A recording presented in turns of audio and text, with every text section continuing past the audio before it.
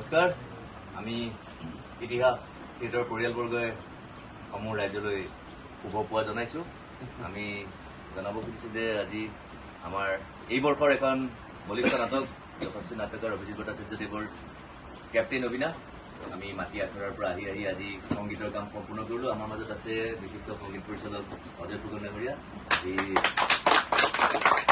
নাটখনৰ সংগীতৰ কাম সম্পূৰ্ণ হৈ উঠিছে। ইতিমধ্যে পুৱা 5:40 পাৰ হৈ গৈছে আৰু আমি এতিয়াও সকলো সতেজ সবল হৈ আছো।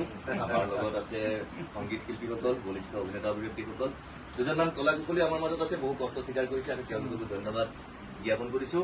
আৰু আমাৰ এই নাটক তিনিখন ক্ৰমান্বয়ে আমি মঞ্চ আগৰলৈ যাম। তাৰপিছত তিনিখন নাটকেই সম্পূৰ্ণ হ'ব আৰু অসমবাসী ৰাইজক আমি আমাৰ নাটসমূহ উপভোগ কৰিবৰ বাবে অনুৰোধ জনাইছো। নাটকখনৰ নাম কি সকলোৱে একেলগে কৈ দিম এতিয়া।